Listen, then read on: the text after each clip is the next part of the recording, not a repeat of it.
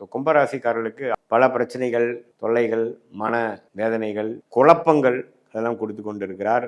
குருவின் பார்வையும் கடந்த 2 மாசமாக இல்லாமல் ஆகஸ்ட் மாதம் அப்படியே இருக்கு. ஸோ ராகு ராசிக்குள்ள 7ஆம் இடத்துல கேது வரும்பொழுது அந்த குரு பார்வையும் இல்லாமல் இருக்கும் பொழுது கடந்த 2 மாசமாக சில அவதிப்பட்டு கொண்டு இருக்கும் கும்பராசிக்காரர்கள் இந்த ஆகஸ்ட் மாதமும் பார்த்தீங்கன்னா குரு பார்வை வராது. பட் இருந்தாலும் என்ன நடக்குதுன்னு பார்த்தீங்கன்னா ராஜயோகாதிபதியாகிய சுக்கிரன் 8ல் போய் உங்களுடைய சனி செவ்வாய் பார்வை பெறுகிறார். 6ஆம் இடத்திலேயே புதன் சூரியன் வருகிறார்கள். ஸோ 2 ராஜயோகாதிபதியும் சரியில்லை.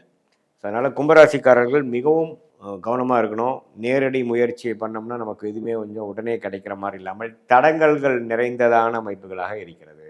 கொஞ்சம் மறைமுகமான இன்கம், கொஞ்சம் அப்படி இப்படி சம்பாதிக்கிறது, இது இப்படி தான் வரக்கூடியது. வெளிநாடு விஷயங்கள், வெளிநாடு போகணும்னு நினைக்கிறவங்களுக்கு போகும். அது மாதிரி தான் வருதே ஒழிய ஒரு வியாபாரம் தொழில் அப்படிங்கிற விஷயத்தில் கொஞ்சம் கேர்ஃபுல்லாக இருக்கணும். அதிக முதலீடுகள் செய்தோம்னா கொஞ்சம் கேர்ஃபுல்லாக தான் பண்ணணும் அப்படிங்கிறது பார்க்கணும்.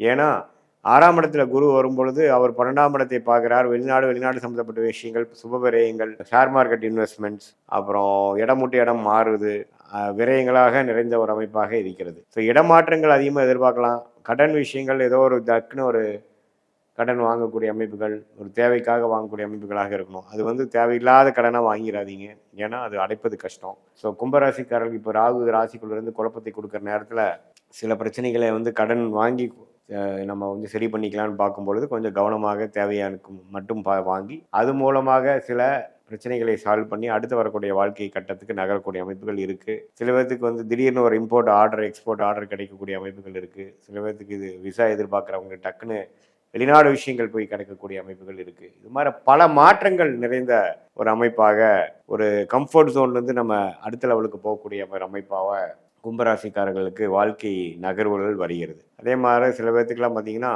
இந்த கல்யாண விஷயங்கள் கைகூடி வரும்பொழுது திடீர்னு ஒரு பிரச்சனை வரும். ஸோ அது மாதிரி விஷயங்களும் கொஞ்சம் கேர்ஃபுல்லாக இருக்கணும். ஏன்னா நம்ம என்ன மாதிரி எடுத்தமா கவுத்தமான்னு இல்லாமல் ஓரளவுக்கு பிளான் பண்ணி இந்த ஆகஸ்ட் மாதம் பெருசாக எதையுமே முடிவு பண்ணாமல் ஓரளவுக்கு மெயின்டெனன்ஸ் மோடில் பார்த்துக்கொள்ளலாம். அடுத்த மாதத்துக்கு வேணுங்கிற கிரவுண்ட் ஒர்க் மட்டும் நம்ம பண்ணக்கூடிய ஒரு மாதமாக வச்சுக்கணும். ஏன்னா ராஜயோகாதிபதி சுக்கிரனும் பாருங்கள் 8ல், ராஜயோகாதிபதி இன்னொரு புதனும் பாருங்கள் 6ல். அப்படிங்கிறப்போ எல்லாமே கொஞ்சம் தடைகளாக இருக்கும் பொழுது நமக்கு ராசி பார்வையும் உங்களுக்கு குரு பார்வையும் ராசி மேலே இல்லை. ஸோ அப்படிங்கிறப்போ பொறுமையாக போக வேண்டிய அமைப்புக்கு செப்டம்பர் அக்டோபருக்கு மேலே ஆகக்கூடிய ராகுகதி பயிற்சி நல்ல பயிற்சியாக கும்பராசிக்கு இருக்கும் பொழுது அந்த டைமில் எல்லாமே நிவர்த்தி வரக்கூடிய அமைப்புகள் இருக்குது. ஸோ இந்த மாதம் கொஞ்சம் பொறுமையாக இருக்கணும். எல்லா இளைய வயதினராக இருந்தாலும் சரி, மாணவர்களாக இருந்தாலும் சரி, மூத்த குடிமகளாக இருந்தாலும் சரி, இல்லத்தரசிகளாக இருந்தாலும் சரி, ஓரளவுக்கு பொறுமையாக இருந்து நம்மளுடைய அடுத்த வரக்கூடிய மாதங்களில் சில முன்னேற்றங்களை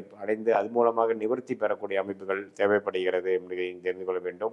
ராகு ராசியில் இருக்கிறனாலையும் குரு பார்வை இல்லாதனாலையும் சில மனக்குழப்பங்கள் வரும், கருத்து வேறுபாடுகள் வரும். வீட்டில் நண்பர்கள், பங்குதாரர்கள், அது மாதிரி விஷயத்தில் கொஞ்சம் கவனமாக கொஞ்சம் விட்டு கொடுத்து போகக்கூடிய அமைப்புகளை போய் நம்ம ஏதோ சொல்ல போக அது கரெக்டாக போகாமல் நம்ம ஆர்கியூமெண்ட்டாக போய் பிரச்சனையாக போக விரும்ப வாய்ப்புகள் இருக்குது. ஸோ அதனால் அது கொஞ்சம் பார்த்துக்கணும். உடம்பு உபாதைகள் கொஞ்சம் கவனம் செலுத்தணும். ஆனால் 6ஆம் இடத்து பார்க்கும்பொழுது திடீர்னு நம்மளுடைய சில பேராமீட்டர்ஸ் எல்லாம் கொஞ்சம் அதிகமாக போகக்கூடிய அமைப்புகள் இருக்குது. ஸோ உடல் உபாதைகளும் கொஞ்சம் கேர்ஃபுல்லாக நீங்கள் பார்த்துக்கக்கூடிய அமைப்புகள் இருக்குது. இது ஒரு பொதுவான பலனே தவிர உங்களுடைய ஜென்ம ஜாதகத்தில் எது மாதிரி தசாபுக்திகள் போயிட்டுருக்கு, நீங்கள் எந்த லக்னத்தில் பிறந்தீங்க, பிறந்த தேதி, பிறந்த நேரம், பிறந்த உரை வைத்து உங்களுடைய ஜாதகத்தை போட்டு எது மாதிரியான அமைப்புகள் போய் கொண்டிருக்கிறது, உங்களுடைய இப்போ நம்ம பேசின தசநாதன் புக்திநாதன் ஜாதகத்தில் இப்போ கோச்சாரத்தில் எப்படி போயிட்டு இருக்கார், அடுத்து வரக்கூடிய ஷார்ட் டேர்ம் லாங் டேர்ம் எப்படி இருக்குது, எது மாதிரி திசையில் நம்மளுடைய வாழ்க்கை திரும்புது, நமக்கு இருக்கக்கூடிய சாய்ஸில் எந்த சாய்ஸ் எடுத்துக்கிறது நம்மளோட ஜாதகத்துக்கு நல்லதாக இருக்கிறது, நம்ம கர்மாக்கு அலைன் ஆகுது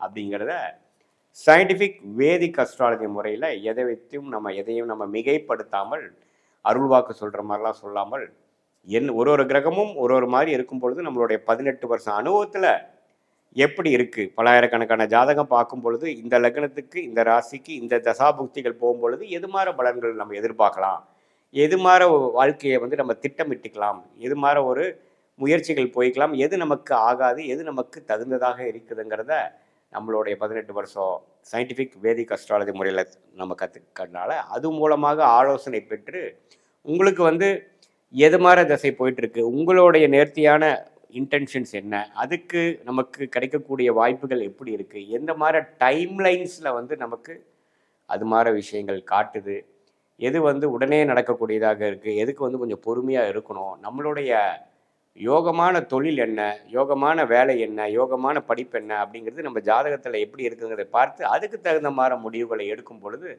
வாழ்க்கையில் எளிதில் வெற்றி பெற முடியும் என்று சொல்ல விரும்புகிறேன். மீண்டும் மற்றொரு காணொளியில் சந்திப்போம். நன்றி, வணக்கம்.